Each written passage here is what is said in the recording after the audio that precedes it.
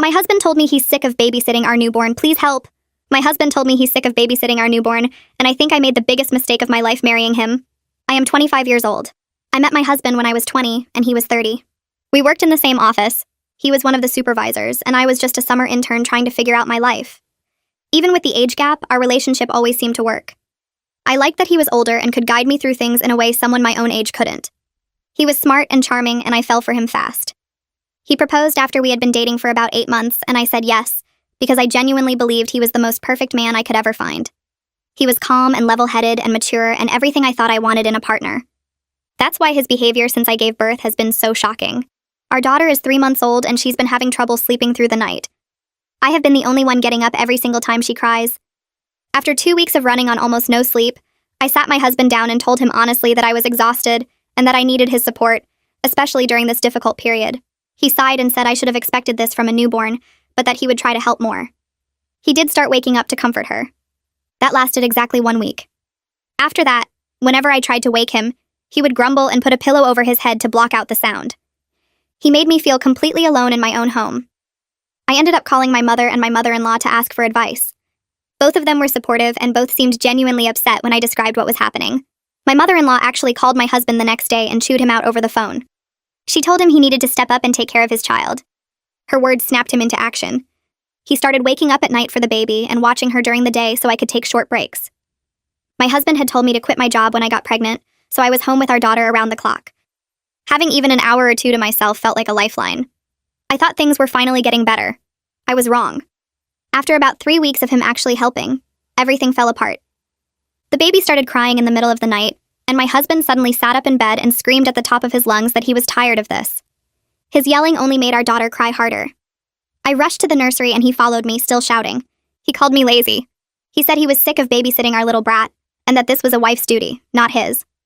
He said I knew what I was signing up for when I got pregnant, and that I was unreasonable to expect this much help from him.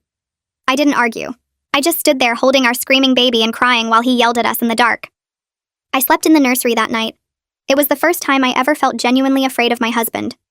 I started resenting him more with each passing day. I stopped asking him for help. I stopped talking to him about anything that wasn't absolutely necessary. I moved through our house like a ghost, taking care of our daughter alone while he played video games or watched television or went out with his friends. I kept telling myself it would get easier once the baby started sleeping better. I kept telling myself I was overreacting and that all new parents went through rough patches. Then last Tuesday happened. My mother-in-law came over unexpectedly while my husband was at work. She sat me down in the kitchen and asked if everything was okay. I told her things were fine. She stared at me for a long moment and then pulled out her phone. She said her son had called her the night before to complain about me. She said he told her I was an unfit mother and that he was considering filing for full custody of our daughter. She said he told her he had been documenting everything I did wrong since the baby was born and that he had already spoken to a lawyer. My mother-in-law's hands were shaking as she showed me the texts. She said she didn't believe a word of it and that she knew exactly who her son really was. She said that's why she came over without telling him first. I sat there staring at her phone, reading messages where my husband described me as mentally unstable, neglectful, and potentially dangerous to our child. Messages where he talked about how he would present himself as the responsible parent who tried his best, while his crazy wife fell apart. My mother-in-law grabbed my hand and told me to listen very carefully. She said she was about to tell me something about her son that she should have told me before I ever married him. Something about his first marriage that the whole family had been instructed to never mention. She reached across the kitchen table and put her hand over mine. Her fingers felt cold and she was shaking a little. She told me I needed to sit down and really listen, because what she was about to tell me would change everything I thought I knew about the man I married. I was already sitting, but I pulled my chair closer to the table anyway. My daughter was asleep in her carrier next to me, and I could hear her breathing softly. My mother-in-law took a deep breath and said her son was married before. The words didn't make sense at first. I just stared at her. She said his first wife's name was Mariana Thornton, and that the marriage ended badly after he tried to control every single part of her life. She said Mariana was young like me when they met, and that he used the same tactics on her that he was using on me now. The isolation, the criticism, the way he made her feel like she was crazy for wanting basic support. I felt my stomach turn over. My mother-in-law pulled out her phone again and scrolled through more messages. She turned the screen toward me, and I saw texts from my husband to her about Mariana. He wrote that Mariana went crazy after their baby was born. He said he had to document everything for the courts because she was unstable. My mother-in-law's voice cracked when she said she believed him back then. She said she didn't support Mariana when Mariana needed help, and that she regretted it every single day. She said she watched her son destroy that woman's confidence and paint her as unfit, when really he just wanted control. I looked down at the texts and felt sick. The words were almost identical to what he was saying about me now. Unfit mother, unstable, dangerous to the child. It was like reading a script he had used before. My mother-in-law kept talking. She said Mariana struggled alone for months trying to prove she was a good mother while my husband built his case against her. She said Mariana's father Elliot finally got involved and hired a lawyer who knew what to look for. The lawyer found all of my husband's documentation and saw the pattern immediately. Normal new parent struggles written down and twisted to sound like evidence of mental illness. A crying baby described as proof of neglect.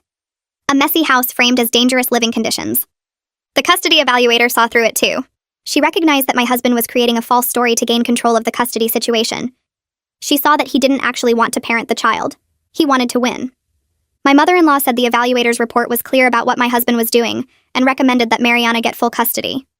My husband was allowed only supervised visits because the evaluator didn't trust him alone with the baby. He went to 2 of those visits and then stopped showing up completely. He abandoned his own child rather than accept that he couldn't control the situation anymore.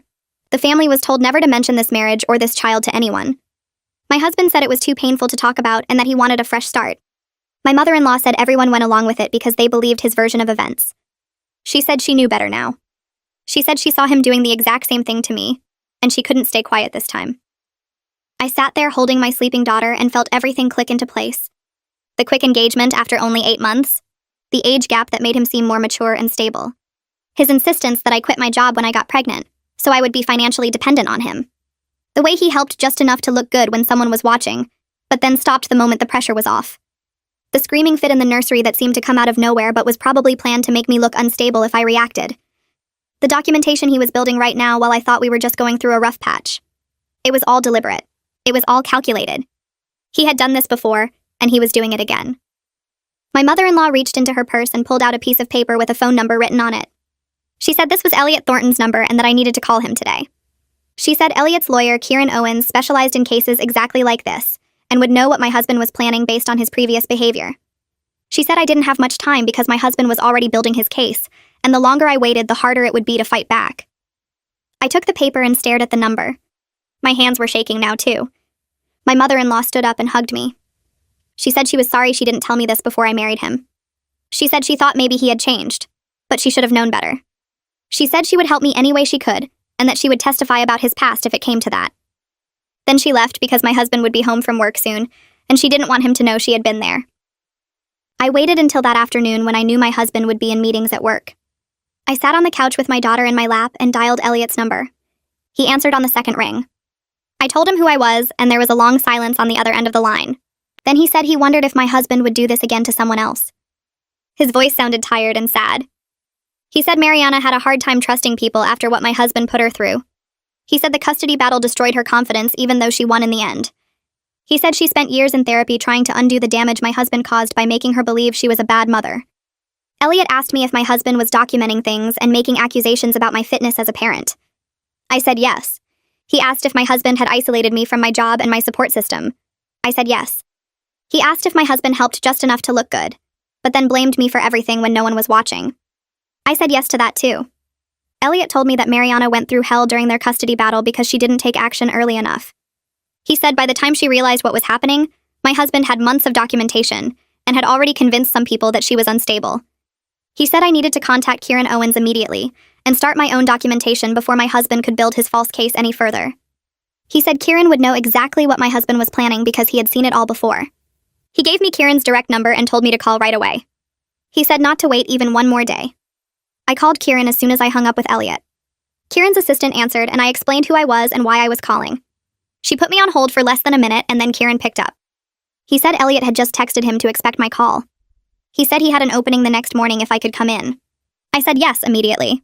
He told me to bring any documentation I had, including the text messages my mother-in-law showed me. He said to write down everything I could remember about my husband's behavior since the baby was born. Every time he refused to help. Every time he yelled. Every time he made me feel like I was failing. He said details mattered and I should include dates and times if I could remember them. The next morning, my mother-in-law came over to watch the baby while I went to Kieran's office. I had barely slept. I spent most of the night writing down everything I could remember, and the list was longer than I expected. Kieran's office was in a tall building downtown, and I felt nervous walking in. His assistant brought me back to his office and he stood up to shake my hand. He looked about 50 with gray hair and kind eyes. He gestured for me to sit down and asked me to start from the beginning. I told him about meeting my husband at work, about the quick engagement, about him asking me to quit my job, about the baby and the sleepless nights and his refusal to help, about the screaming fit in the nursery, about my mother-in-law showing me the texts where he called me unfit and said he was building a custody case. Kieran listened without interrupting and took notes on a legal pad. When I finished talking, I showed him the photos of the text messages my mother-in-law had sent me. He read them carefully, and his expression got more serious. He said my husband's pattern was textbook manipulation, designed to gain custody and control. He said men like my husband didn't actually want to be primary parents. They wanted to win, and they wanted to punish their partners for not being controllable anymore. He said the documentation my husband was doing was meant to create a false narrative where he looked like the stable, responsible parent, and I looked like I was falling apart. He said family courts saw this kind of thing more often than people realized, but it was hard to prove unless you knew what to look for. He asked if I had any documentation of my own. I showed him the list I had written the night before. He read through it and nodded. He said this was a good start, but I needed to be more detailed going forward. He pulled out a notebook and handed it to me. He said I should write down everything with specific dates and times. Every diaper I changed alone. Every night feeding. Every time my husband played video games while I begged for help. Every time he went out with friends while I stayed home exhausted. He said I should take photos of the apartment showing the baby supplies and the evidence of childcare. He said I should document the unequal division of labor in concrete ways that would be hard to dispute. Kieran leaned back in his chair and explained that my husband had likely been documenting normal new parent struggles and framing them as evidence of instability. A baby crying because babies cry would be written down as me not being able to soothe the child. A messy living room because I was too tired to clean would be described as neglect. Times when I was short-tempered from lack of sleep would be recorded as anger issues. He said my husband would take normal human reactions to an impossible situation and twist them to support his narrative that I was unfit. Kieran said I needed to start building my own record that showed the truth. That I was doing all the childcare alone. That my husband refused to help despite having the time and ability. That his explosive outburst in the nursery was what actually made our home unstable. He said I should also document any other controlling behavior. The fact that he made me quit my job. The way he isolated me from support. Any financial control he exerted. Kieran said these patterns mattered because they showed his real motivation wasn't about being a good father. It was about maintaining control over me and using our daughter as a tool to do that. He said I needed to be strategic and careful because my husband was already several steps ahead in building his case. But he also said I had advantages my husband didn't expect. I had his mother willing to testify about his past. I had Elliot and potentially Mariana who could establish a pattern. I had the truth on my side even if it would take work to prove it. I left Kieran's office and drove straight home with the notebook he gave me sitting on the passenger seat. My daughter was asleep in her car seat and I kept glancing back at her in the mirror, thinking about how my husband was building a case to take her away from me. When I got home, I put her down for her nap and sat at the kitchen table with the notebook open in front of me. I started writing down everything I could remember from the past 3 months with as much detail as I could manage. I wrote down the date 2 weeks after she was born when I first asked my husband for help, and he told me I should have expected this. I wrote down every single night I got up alone to feed her or change her or rock her back to sleep while he stayed in bed with a pillow over his head. I wrote down the times I begged him to watch her for just an hour so I could shower or eat something, and he said he was too busy. I wrote down the afternoon he yelled at me in the nursery and called our daughter a brat. I wrote down every time he went out with his friends or played video games for hours while I handled everything alone. The pattern became so clear when I saw it all written out like that. 3 months of me doing everything while he did almost nothing except complain. 3 months of him treating fatherhood like an annoying chore he could avoid if he just ignored it long enough. I filled up 12 pages in that notebook and my hand was cramping by the time I finished. The next morning I called Kieran and told him I had written everything down. He said that was good, and that I needed to keep adding to it every day going forward. Then he suggested I take my daughter to her pediatrician for a regular checkup and mention the stress at home during the appointment. He explained that doctors are required to report concerns about family situations and that having a medical professional document what I was going through could help my case later. He said I should be honest about how exhausted I was and how little support I was getting. I scheduled an appointment with Alina for that same week. When I brought my daughter in for her checkup, Alina weighed her and measured her and said she was growing well. Then Alina looked at me and asked how I was doing. I must have looked terrible because her expression changed immediately. She asked if I was getting enough sleep and if I had help at home. I tried to hold it together, but I just started crying right there in the exam room. I told her everything. I told her about the sleepless nights and my husband refusing to help. I told her about him screaming at me in the nursery. I told her about feeling completely alone even though I was married. Alina listened to everything and took notes in her computer. She said what I was experiencing was really hard, and that asking for help with a newborn was completely normal and healthy. She said new parents are supposed to work together and that it wasn't right for me to be handling everything by myself. She asked if I felt safe at home, and I said yes, but I wasn't sure if that was true anymore. She made more notes and told me she was documenting everything I shared because she wanted to make sure my daughter and I had the support we needed. When I left that appointment, I felt like someone finally believed me and saw what was really happening. My husband came home from work later and acted like nothing was wrong. He asked about my day and smiled at me like we were a normal, happy family. I told him the baby had a checkup and everything went fine. He said that was good, and then went to the living room to turn on the television. I stood in the kitchen watching him and realized he had no idea his mother had told me about his plans. He didn't know I had talked to Elliot or met with Kieran. He thought he was still in control of the situation, and that I was just his tired wife who would keep doing what he wanted. I needed to keep it that way while I prepared. I couldn't let him know I was building my own case until I was ready. Over the next week, I started staying at my mother's house on the nights when my husband worked late. He said it was probably good for me to have my mother's support. He didn't ask when I would come back or say he missed us. He just seemed glad we were gone. That confirmed what I already suspected. He saw us as burdens instead of his family. He didn't want to be a father or a husband. He just wanted to win whatever game he thought we were playing. My mother helped me during those nights, and I finally got some real sleep for the first time in months. But more importantly, she helped me document everything. We went back to my apartment one afternoon when my husband was at work, and my mother took photos of everything. She photographed the kitchen sink full of bottles I had washed. She photographed the laundry I had folded sitting in baskets.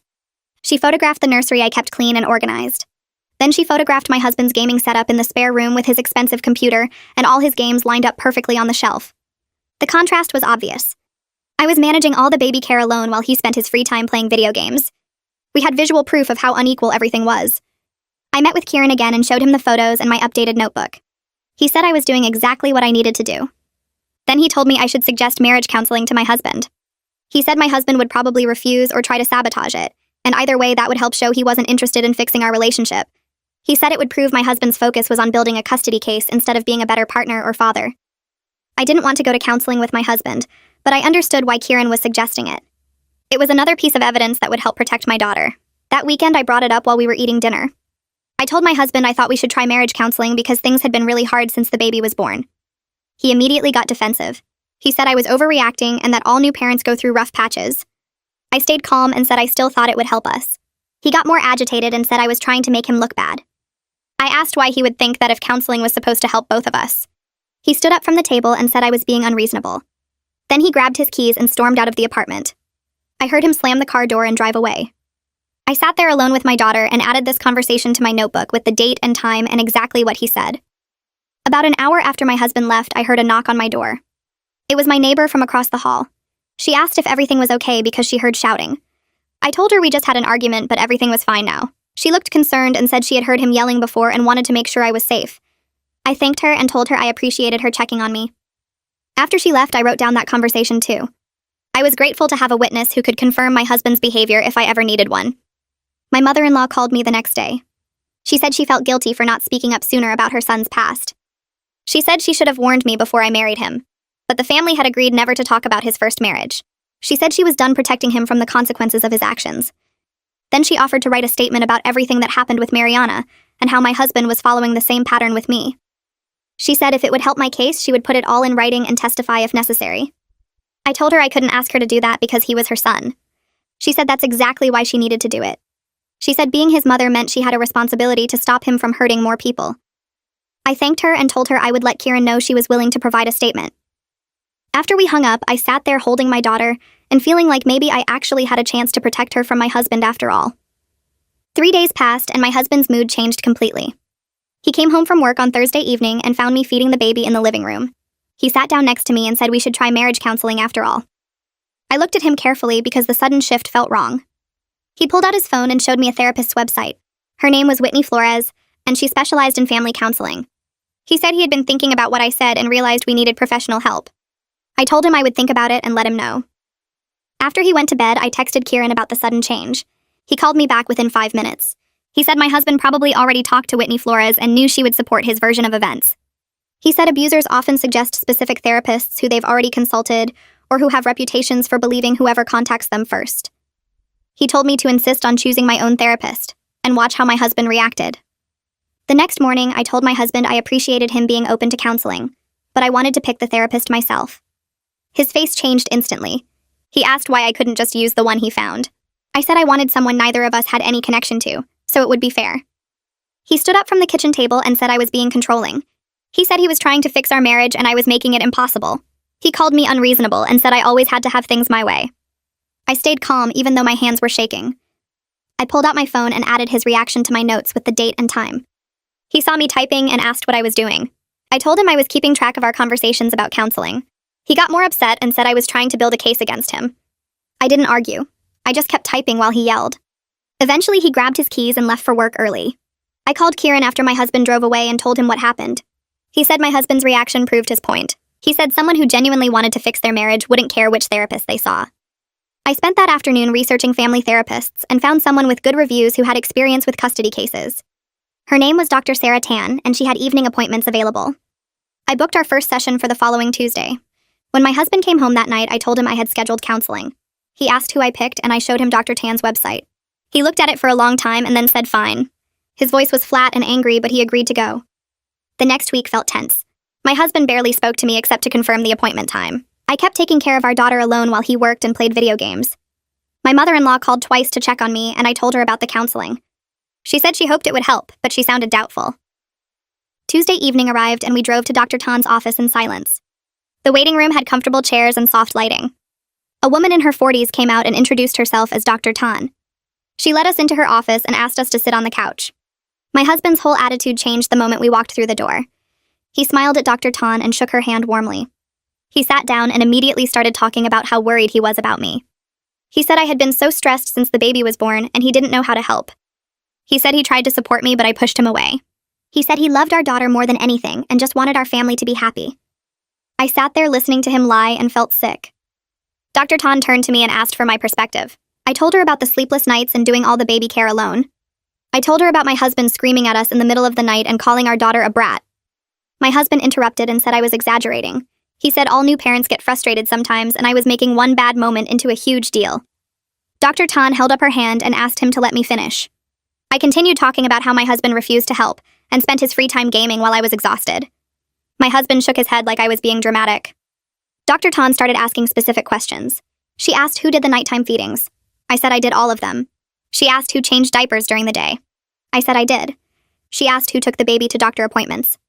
I said I did. She asked my husband if this was accurate. He said he helped when he could, but he had to work. Dr. Tan asked what his work hours were.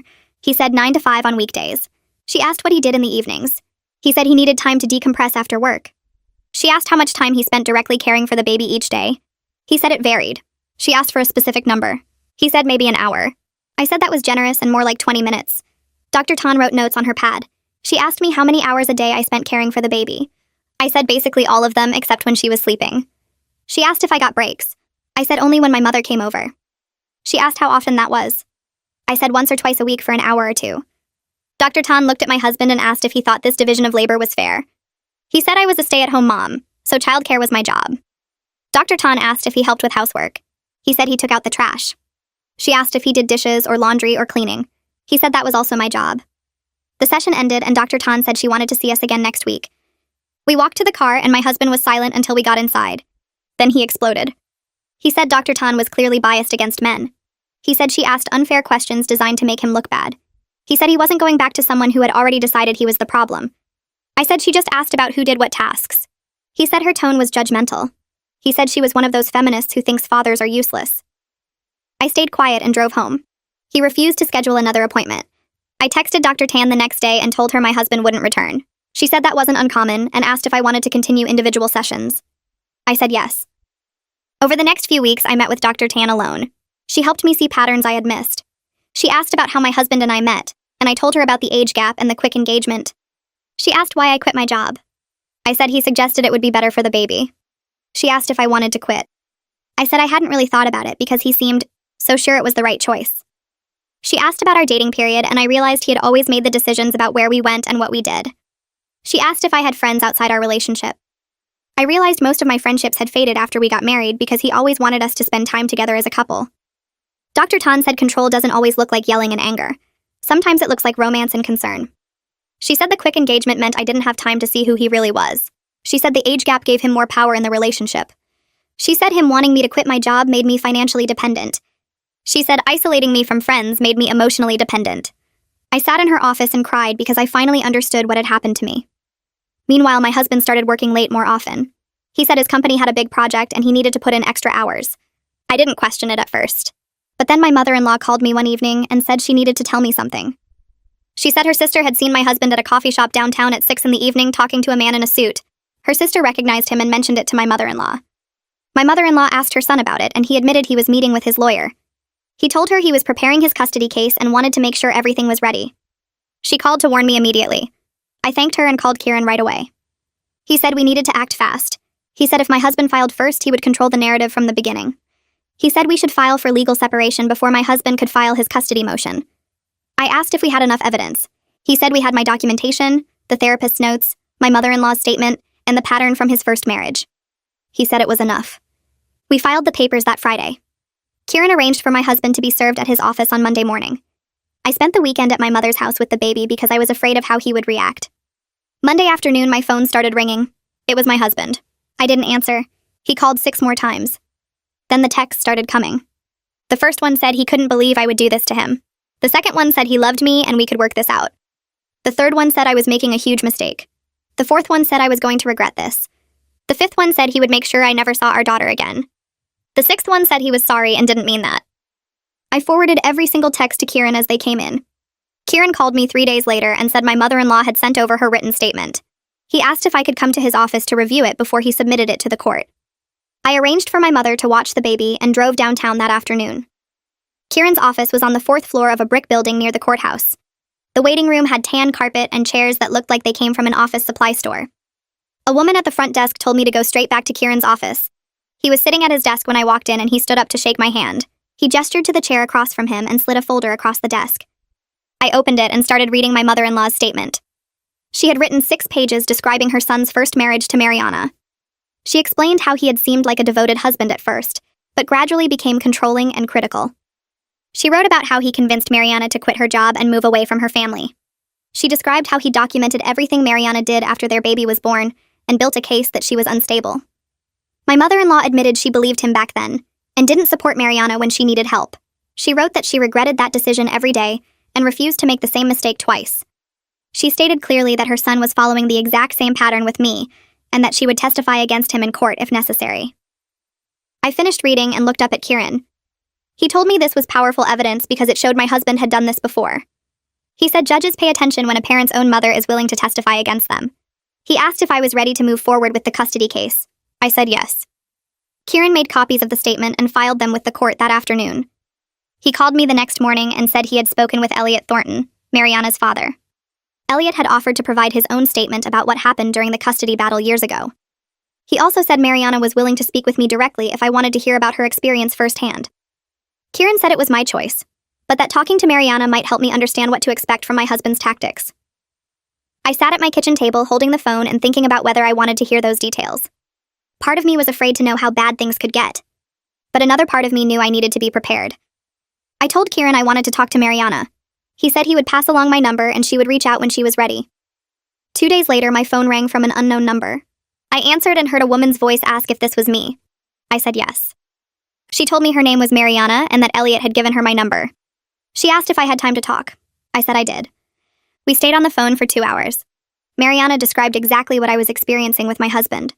She told me about the documentation he kept, the accusations he made, the way he tried to isolate her from her family and friends. She said he would act like a perfect father in public but refuse to help at home. She said he told everyone she was mentally unstable and neglecting their baby.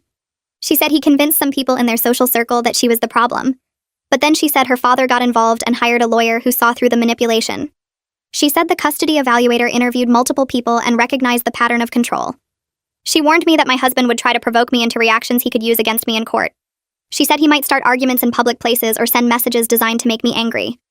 She told me to stay calm no matter what he did, and to document everything. She said the most important thing was to focus on my daughter's needs, and let my husband reveal his true character through his own actions. I thanked her for talking to me, and she said she was glad to help. She told me to call her anytime if I needed support from someone who understood what I was going through. After we hung up, I sat on my couch and cried for 20 minutes. But they were different tears than before. I wasn't crying because I felt helpless anymore. I was crying because someone else had survived this, and I knew I could too. The next few weeks were strange because I knew what my husband was planning, but he didn't know that I knew. I stayed calm and focused on taking care of our daughter. I documented every interaction with him in my notebook.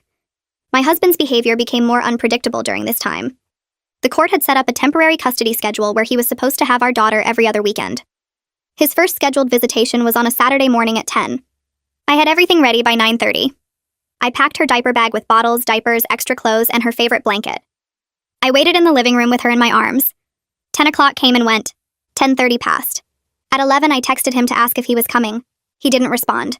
At noon, I called and it went straight to voicemail.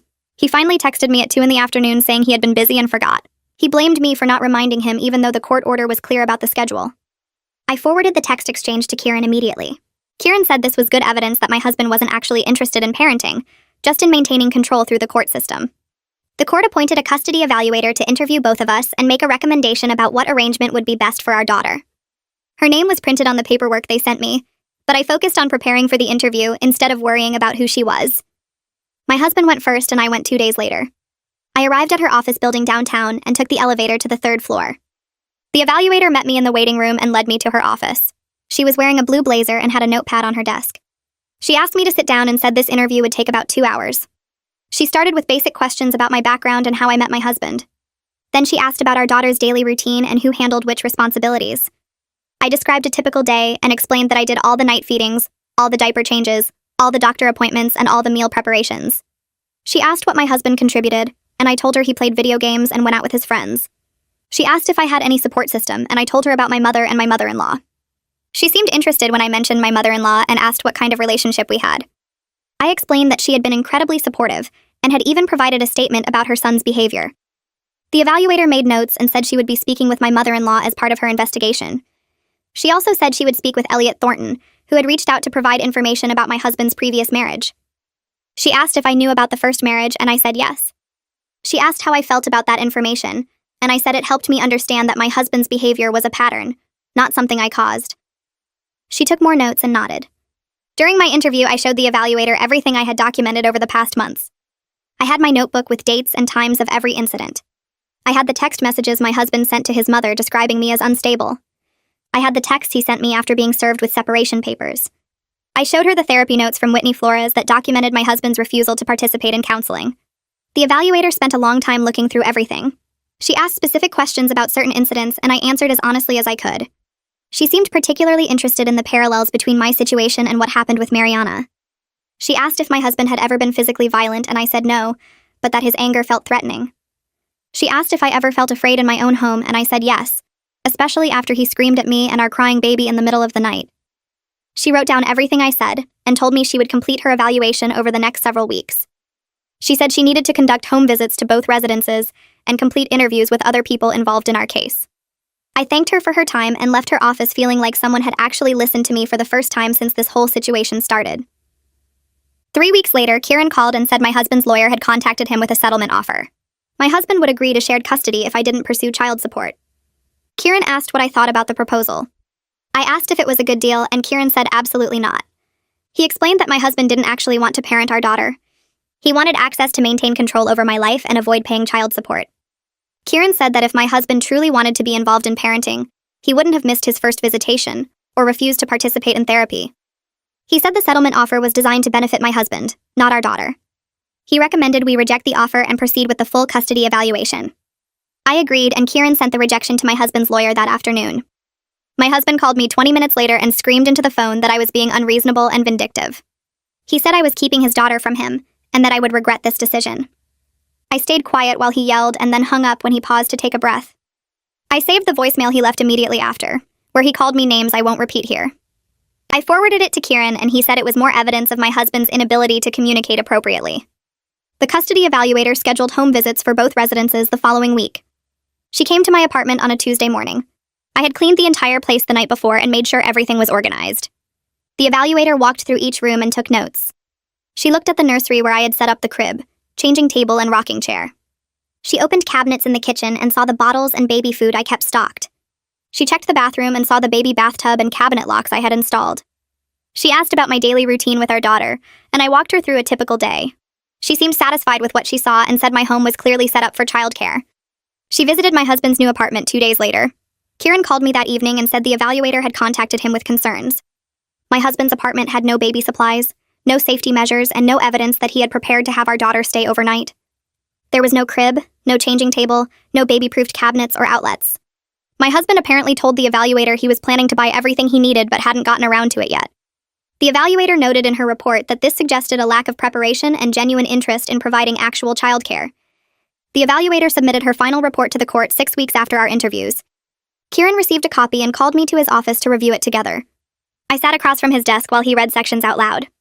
The report described my husband's lack of preparation for parenting, his focus on appearance over substance, and his concerning pattern of behavior from his previous marriage. The evaluator wrote that my husband seemed more interested in winning a custody battle than in actually caring for our daughter. She noted his missed visitation, his refusal to participate in therapy, and his aggressive communication style.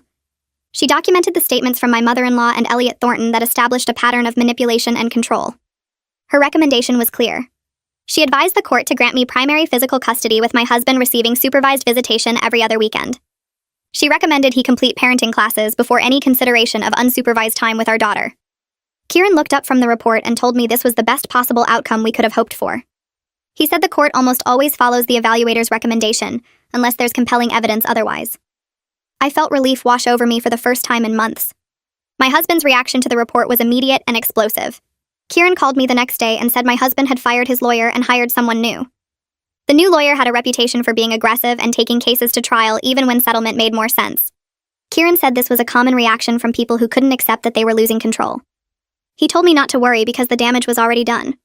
The court had an objective professional assessment of my husband's fitness as a parent and his manipulative behavior. No amount of legal aggression could change what the evaluator had documented. We had the statements, the text messages, the therapy notes, and the pattern from his first marriage. Kieran said we were in a strong position going into the custody hearing. I thanked him and hung up the phone. I looked at my daughter sleeping in her crib and promised her that I would keep her safe no matter what happened next. The custody hearing was scheduled for 3 weeks after the evaluator's report came out. I sat at the table next to Kieran while my husband sat across the aisle with his new lawyer. The courtroom was smaller than I expected, with wood panels on the walls and fluorescent lights that made everything look washed out. My mother-in-law sat in the gallery behind me, and I could feel her presence like a steady hand on my shoulder. The judge entered and everyone stood. She was a woman in her 50s with gray hair pulled back in a tight bun and reading glasses hanging from a chain around her neck. She looked at both lawyers and told them to proceed. My husband's lawyer called him to the stand first. He walked up with his shoulders back and his chin up, wearing a dark suit that made him look professional and responsible. His lawyer asked him about his relationship with our daughter, and he talked about how much he loved her, how he wanted to be involved in her life, how it broke his heart that I was keeping him away from her. He said I had turned his own mother against him by telling lies about his behavior. He said I manipulated everyone around me to make him look bad when all he wanted was to be a good father. His voice cracked at just the right moments and he looked directly at the judge when he spoke. I watched him perform and felt sick to my stomach because I knew exactly what he was doing. The judge took notes and asked him a few questions about his schedule and his living situation. He answered smoothly, explaining that he was working on setting up his apartment for overnight visits, and that he was committed to completing any classes the court required. Then Kieran stood up for cross-examination. He asked my husband about his first marriage, and my husband's lawyer immediately objected, saying it wasn't relevant. The judge overruled the objection and told my husband to answer the question. He shifted in his seat and said his first marriage ended badly because his ex-wife had serious mental health issues. Kieran asked if he had children from that marriage, and my husband said yes, 1 daughter. Kieran asked how often he saw his first daughter, and the courtroom went quiet. My husband looked at his lawyer and then back at Kieran and said the situation was complicated. Kieran repeated the question. My husband said he hadn't seen his first daughter in several years because the custody arrangement made it too difficult. Kieran asked if the custody arrangement included supervised visitation, and my husband's face went red. He admitted that yes, his visits were supervised at first, but he said that was because his ex-wife poisoned the evaluator against him. The judge leaned forward and asked my husband directly why he stopped attending visits if he cared so much about being a father. My husband stammered and said the supervision was humiliating and expensive, and his ex-wife made it impossible. The judge made a note and told him he could step down. Kieran called my mother-in-law to the stand next. She walked up slowly and placed her hand on the Bible to be sworn in. Her voice shook when she gave her name, but she looked directly at the judge when she spoke. Kieran asked her about her son's first marriage, and she described the same pattern I had experienced. The accusations of mental instability, the documentation, the attempts to control and isolate. She said she believed her son back then, and regretted it deeply because she watched him destroy a good woman who was just trying to be a mother. She said when I called her for help, she recognized the pattern immediately and knew she couldn't stay silent again. My husband's lawyer tried to suggest she was biased against her own son, but she cut him off and said she loved her son, but she loved the truth more. She said she couldn't watch him hurt another woman and another child the way he hurt Mariana. The judge thanked her and she stepped down. Kieran called Mariana next and I saw my husband go pale. Mariana walked in wearing a simple blue dress and her hair pulled back. She looked nervous but determined. Kieran asked her to describe her marriage to my husband, and she talked about the same things I experienced. The charm at first, the quick engagement, the insistence she quit her job, the explosion after their baby was born. She described the accusations and the documentation and the custody battle that followed.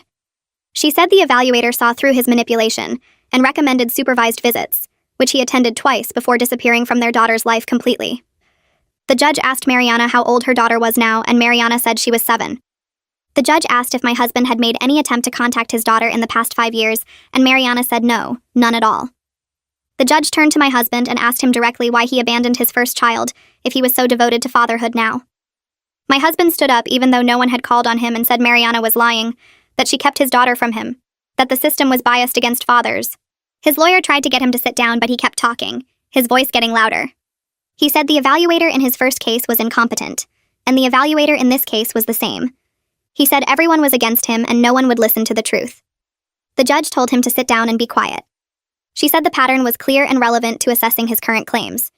She said his testimony had been contradicted by multiple witnesses, including his own mother. She said his lack of preparation for actual childcare and his abandonment of his first child showed his real priorities. My husband's lawyer objected again, but the judge overruled it and said she had heard enough. She announced she was granting me primary physical custody with my husband receiving supervised visitation every other weekend. She ordered him to pay child support based on his income and to complete parenting classes before any consideration of unsupervised time with our daughter. She said the supervision would continue until he demonstrated consistent attendance and appropriate interaction with his child. My husband stood up and shouted that this was unfair, that the system was rigged, that everyone was lying about him. The judge warned him to control himself, or she would hold him in contempt. He grabbed his briefcase and stormed out of the courtroom without looking at anyone. The door slammed behind him and the sound echoed in the quiet room. I sat there feeling relief wash through my entire body for the first time in months. My daughter was safe. I had legal protection from his manipulation. Kieran squeezed my shoulder and told me we had won. My mother-in-law came up and hugged me, tears running down her face. She apologized again for not speaking up sooner, and I told her that what mattered was that she spoke up now. She said she was proud of me for protecting her granddaughter, and that she wanted to be involved in healthy ways going forward. I agreed because I could see she genuinely wanted to help, and she had proven she would stand up for what was right, even when it meant standing against her own son. We left the courthouse together, and I called my mother to tell her the news. She cried on the phone and said she would come over that evening to celebrate. I picked up my daughter from my mother's house and held her close, promising her that everything would be okay now. The next few weeks felt like learning to breathe again. I started looking for part-time remote work that would let me earn money while still being present for my daughter. My mother helped with childcare, and slowly I started to feel like myself again instead of the exhausted ghost I had become. I set up a schedule and routines that worked for us. I baby-proofed the apartment properly and created a space that felt safe and calm. My confidence came back in small pieces as I realized I was capable of taking care of my daughter without my husband's help or criticism. The supervised visitation started 2 weeks after the hearing. My husband was supposed to come every other Saturday for 2 hours at a family center where a supervisor would be present. He showed up for the first visit 30 minutes late and spent most of the time on his phone. The supervisor's report noted that he held our daughter for maybe 15 minutes total and seemed more interested in appearing to be there than actually interacting with her. He missed the second visit completely without calling to cancel. He showed up for the third visit but complained the entire time about the supervision requirement, saying it was unnecessary and degrading. The supervisor noted his hostility and his minimal engagement with our daughter. Over the next 3 months, he attended only half of his scheduled visits. Each report from the supervisor documented the same pattern of distraction, minimal interaction, and complaints about the process. He never completed the parenting classes the judge ordered. He paid child support only after Kieran filed a motion for enforcement. It became clear that my husband didn't actually want to be a father. He wanted to win. He wanted control. When the court took that away from him, he lost interest in our daughter completely. 6 months after the custody hearing, my life looked completely different. I had found steady remote work doing customer service that paid enough to cover our basic expenses. My mother helped with childcare 3 days a week, and we had established routines that my daughter thrived on. She was sleeping better, eating well, hitting all her developmental milestones. The pediatrician commented on how much healthier and happier she seemed. I was doing better too. The constant anxiety and fear had faded. I could sleep without worrying about what my husband would do next. I could make decisions about my daughter's care without second-guessing myself or bracing for criticism. My mother-in-law visited regularly and had become a genuine source of support, rather than someone I had to manage carefully. She brought groceries and helped with laundry and played with her granddaughter without any agenda beyond spending time together. I stayed in touch with Mariana too. We talked on the phone sometimes, and she gave me advice about dealing with my husband's continued attempts at manipulation through text messages and emails. She helped me recognize the patterns and stay strong when he tried to make me feel guilty or crazy. She told me it would get easier, and she was right. I thought about Elliot sometimes and how his courage to speak up had changed everything. He didn't have to get involved or risk my husband's anger, but he did it anyway because it was the right thing to do. My mother-in-law said the same thing about her own decision to testify. They both chose truth over family loyalty, and that choice saved me and my daughter. My career was slowly rebuilding. I had started taking online courses to update my skills and was looking into better-paying remote positions. My daughter was healthy and happy, surrounded by people who genuinely cared about her well-being, instead of seeing her as a burden or a tool for control. Life wasn't perfect. Money was tight, and I got tired sometimes managing everything alone. But it was honest. It was safe. Nobody was gaslighting me or documenting my failures or threatening to take my child away.